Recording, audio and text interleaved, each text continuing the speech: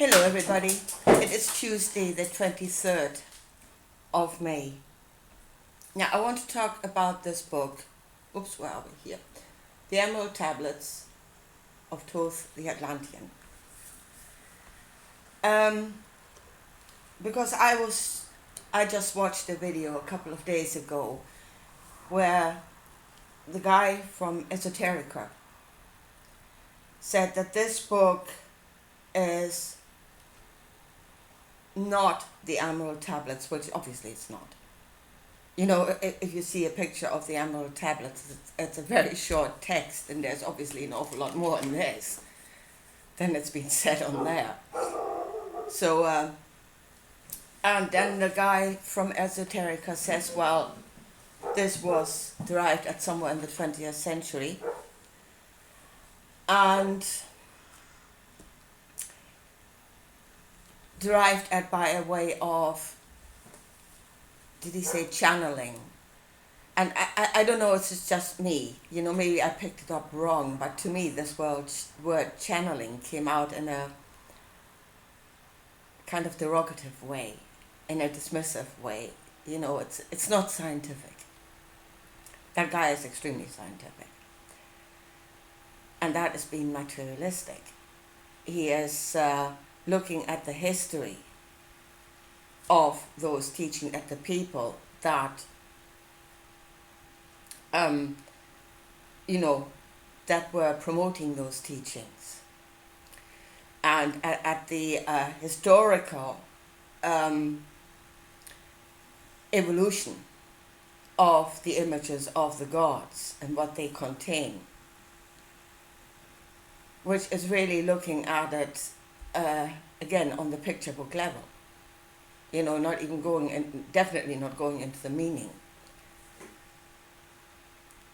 But then, you know, you are talking about spiritual texts, but you're dismissing the spooky stuff, you know, which is, it doesn't work. Either you're looking at something spiritual, then you must look at it in the spiritual way, or you're saying it is just purely materialistic, which it's not. Then don't call it spiritual. Make up your mind. What is it? So, but then, you know, the person that talked about what the guy from Esoterica said, that proves the Emerald Tablets, or this book is a fake. No, it's not. If you think this book is a fake, you do not fundamentally understand what spiritual knowledge is.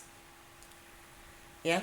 So I've read this book a couple of times, and hey, I was aware that is not actually the Emerald Tablet, for the reason I said earlier. There's far more in here than could have possibly been said on that stone. But to me, it is a spiritual text. And how do I know it? Because I can feel it. That is basically it. I can feel it. And I can feel it on a level that goes deeper than the emotions that would be aroused by reading a crime story or a horror book or a love story. You know, those are just very surface emotions that you feel, and this goes deeper. What this text conveys goes deeper, touches you deeper than an ordinary story would, and that makes it a spiritual text. That is what makes it a spiritual text. It's on what level it actually moves you. So that's the first thing. It is a spiritual text. So how was it derived at? Were they moved by the original text of the Emerald Tablet and then expanded, you know, went out into the further meanings, what it could, you know, just expand into further meanings? That is one thing that could have happened. In which case they became, out of themselves, that which causes the expansion. And then again, let that expansion know, let themselves, give the knowledge of themselves to others and see if it moves them on a spiritual level. It came out of the depths of themselves and it's given to others to see if it moves them on a deeper level. And that is giving spiritual knowledge to one another. And here comes then, so first of all, to say it's a fake. No spiritual text can be a fake. It can't. And you cannot, what's that called? There's no copyright on spiritual knowledge. When you say the Creator is there and the knowledge of the Creator is free to all, it's open source. Yeah? Then, no, you cannot steal it. And it will always be changed in some way if it goes through you, because you're putting your own perspective on it. But that is how spiritual knowledge grows. That's how the tree branches out, because it does go through us. And then comes the question of truth. The one and only truth doesn't exist. You're looking for something that doesn't exist. Truth is that which serves in this world, and if there are other worlds, they will have other truths as long as it serves them to maintain that world. And if that world is built to the good of all, to not save all, but to sustain all, to create a space where all can thrive, then whatever knowledge goes into that world that will work the works of that intention, it's truth.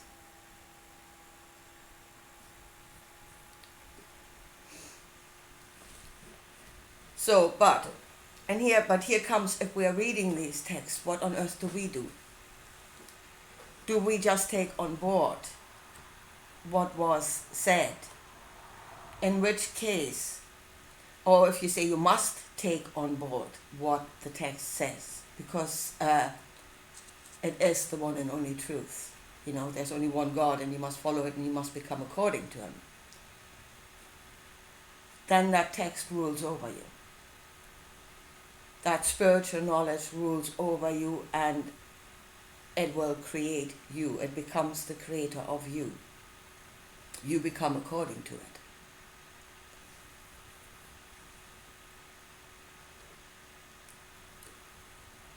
So, or you are the judge.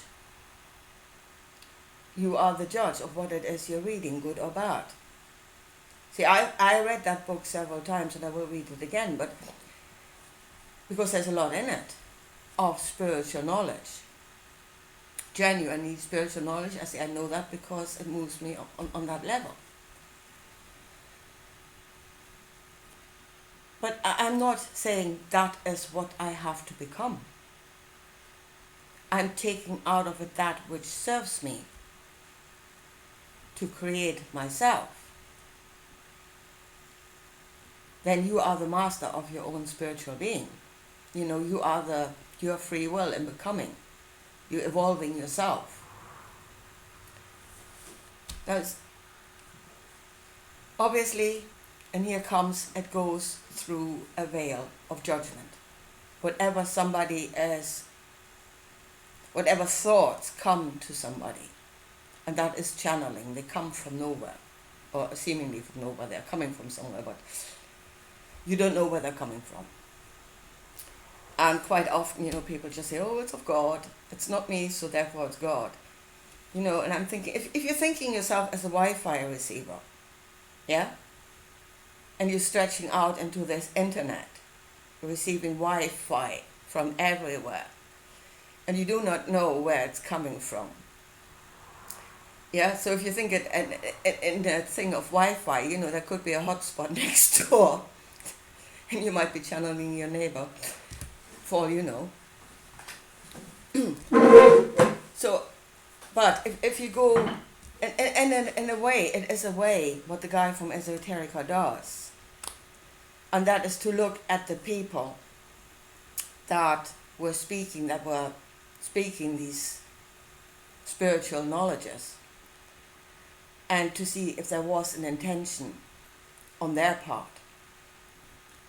And that is one of our things of what creates the veil. It's an intention. And if it's a intention to rule over, you can elevate certain parts of a teaching and suppress others, which will lead you onto a certain way. It's certainly done in Christianity. But that then serves an intention, and the intention is to rule over. So, yeah, you could go back into history. You could go back forever to see what the overall thinking was in the society that would have created the veil by which this knowledge would have been interpreted. Did the interpretation that was put out serve a certain intention? Yeah? And you can go back in history forever. And in a way it does serve, like if you look at what Jesus said, it would really serve you to see that he was a Jew, and that this whole, what he was saying was filtered through the veil of him being a Jew, which creates a certain perspective on things, So that is one way you can go, but heck, you're branching out into the past forever. Really, forever. Who said what, with what intention, what built the overall culture in which this knowledge operated, and can you actually know all of those things? You have historical figures. Do you actually know what they were deep down thinking, what their intentions actually were? I mean, a lot you can see them by their fruit, but do you know it all? Can you know it all? Yeah? So that it really is what I would call the long way around. And it's a very long way around. And that is where you branch out into the labyrinth of who said what with what intention. There's a far easier way to determine what you should take on board out of these teachings. And that is knowing yourself. Forget about with what intentions somebody said that. What are your intentions? And then in the first place, you must look at what built your veil in the first place. If your veil was built by Christianity, and good and bad is according to that. Unless, for you to be a true judge, you must first of all become I am. Yeah? Forget about what somebody else created in you, this veil, but create your own. And as I said before, if you create a good veil, it should not only include yourself, good and bad according to myself, but for as far as you can see, the effect of your decision would reach, and that's not global. You don't know globally. Stick to what you know. And then yes, read these texts and let them move you, good and bad, according to your judgment. And take on board what you want to take on board and dismiss as... Now, again, you shouldn't dismiss this as evil and as wrong. It doesn't serve you, doesn't mean that way doesn't serve somebody else in a different situation. Yeah? It is working for me, and I now know it is good. Therefore, everybody in the desert and in the rainforest has to do the same thing because I know it is good. It doesn't work like that. What's good for you could be pure poison for them.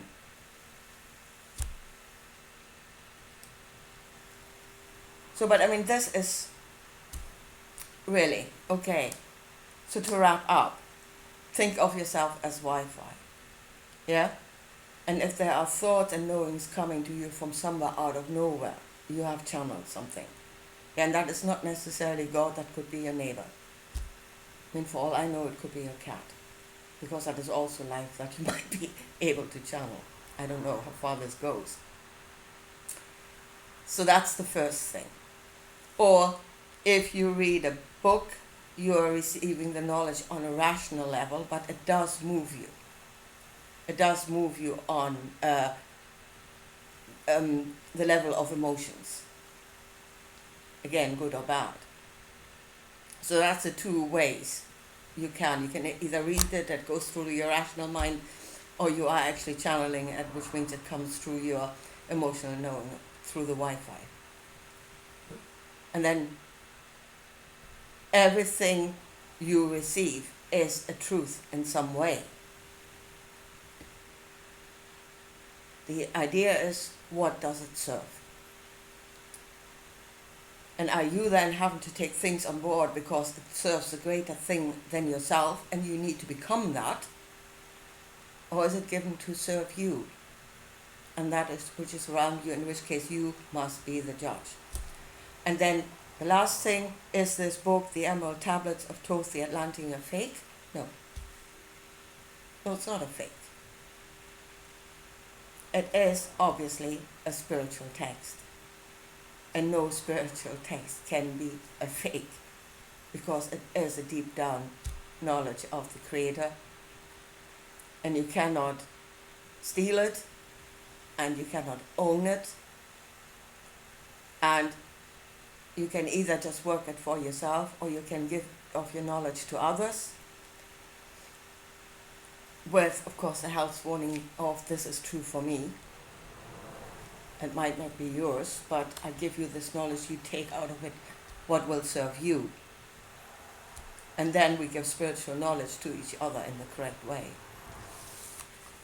Anyway, I think I'll leave it at this for today, and I'll talk to you again soon. Bye.